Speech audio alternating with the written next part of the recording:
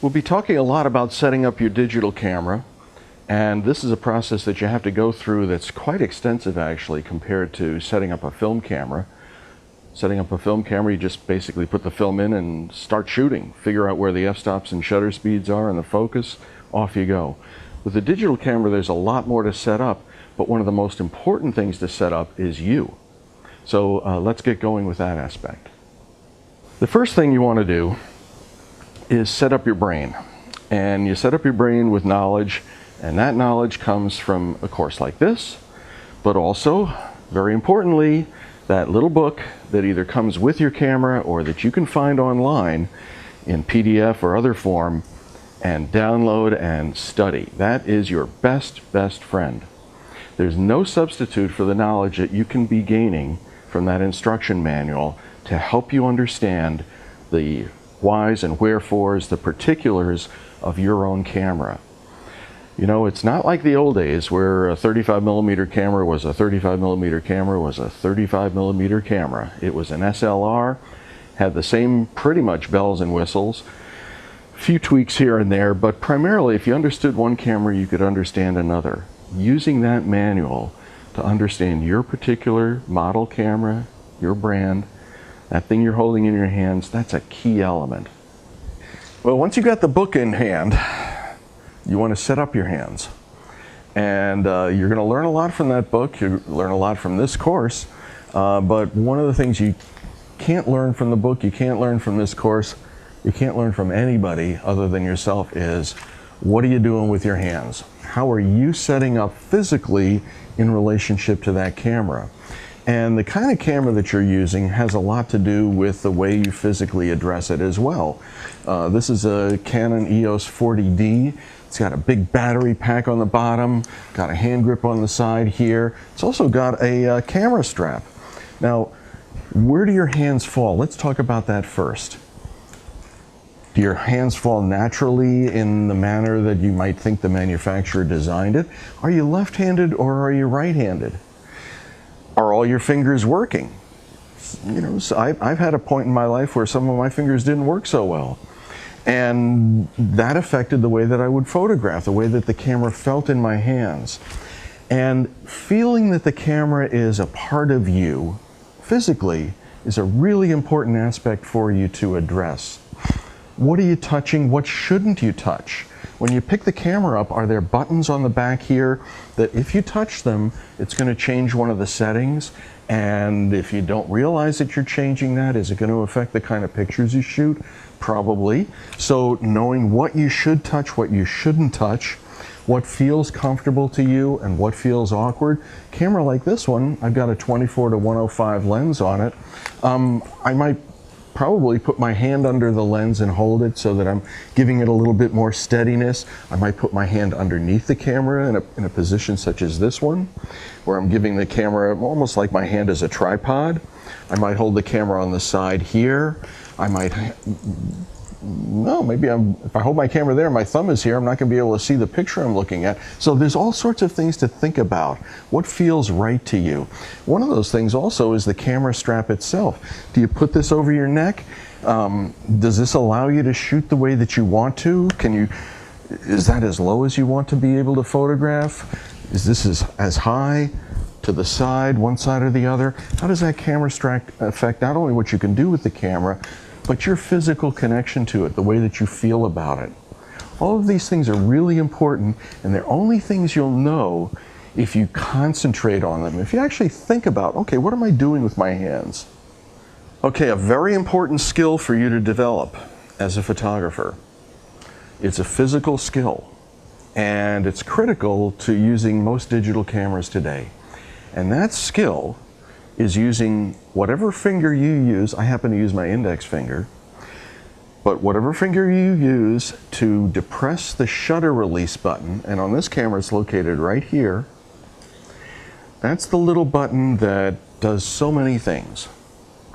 It's going to activate the light meter, and when you press that button halfway down, it's also going to activate autofocus. And if you've got autofocus set in your camera, then you hear that little chirping noise?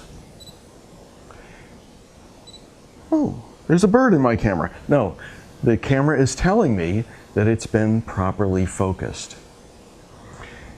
It's also telling me not only that it's focused properly, but whatever I have set in terms of my exposure mode and the exposure pattern that I'm looking at, whether it's center weighted, spot meter, whatever, that also has been locked in. Now, you might say, okay, well, that's nice, but what's the effect of that? Well, let's say I'm going to photograph you, but I don't want you right in the center of the picture, but the center is where my focus point is. So what I'll do is raise my glasses, take my camera, focus on you, and then keep my finger halfway depressed. I'm locking the focus, and now I can shift my camera to the side, putting my subject off to one side or the other, and then release the shutter, and I've made my photograph with that distance that I originally set in focus, even though it's no longer in the center.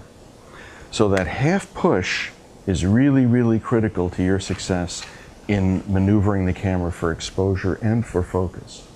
Finally, you're going to have to set up your eye. I mean, not set up your eye, but really set up your camera for your eye. I've got some students who come into class in the second week.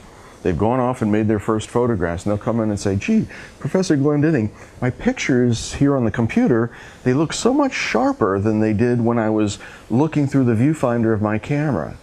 Now, this is only a subject for those of you who have a camera that's more likely a DSLR or perhaps a mirrorless interchangeable lens camera with a viewfinder as well, because this is an issue for viewfinder cameras.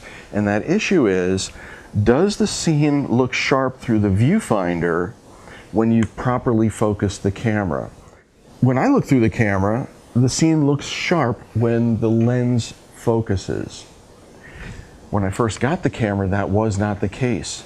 I looked through the camera, the lens indicated that it was in focus, but the scene still looked blurry to me because I had not yet set up my diopter control. If your camera has one of these, you'll find it adjacent to the viewfinder window. It's usually a really tiny thing. Like, it's right there, really, really small. And what I want you to do is look through the viewfinder, focus your lens, and use autofocus so that you're confident that the picture is being focused. And I want you to focus on a pattern. Maybe there's a wallpaper with a lot of lines in it, or some painted element, or perhaps a newspaper, or something that has a lot of contrast. Focus on that with the autofocus, and then slowly turn that dial back and forth until the scene looks really sharp to your eye. Now, you want to do this with your glasses on, if that's how you ordinarily look through the viewfinder, or with your glasses off, if that's the way you ordinarily look through the viewfinder. But either way, it's really critical for you to adjust the diopter control for your particular vision and set the viewfinder as if it was a pair of glasses so that it's perfectly adjusted for your sight. This is also where you decide whether you're a left-eyed photographer or a right-eyed photographer. Okay, once we've got these few things set up, setting yourself up with your book, where your hands go, setting the diopter control, feeling comfortable with your camera, we're going to do a lot of things in the next few lessons related to setting up the functions and the menus and the options of these cameras. Now, I'm going to be using Canon cameras for this example because that's one of the cameras that I use, and it's got a lot of different options. In fact, I'll be showing you menus from a number of different Canon cameras. I'm not saying that that's the only camera that you should have. In fact, it's highly unlikely that you'll have the same cameras that I'll have. But you'll probably have menus and functions that either are named exactly the same, especially if they're Canon brand, or that are named something slightly different, but they do the same thing. This is one of the problems with digital photography that we didn't really have in the old film days. A film cassette was a film cassette, a shutter release was that, and there weren't very many functions other than that. But with digital cameras, each manufacturer has their own names for these different functions and menus, so you'll really want to focus on that camera instruction manual of yours to find the relative controls to the ones that I'll be talking about in the next few lessons about setting up your camera. Let's get going.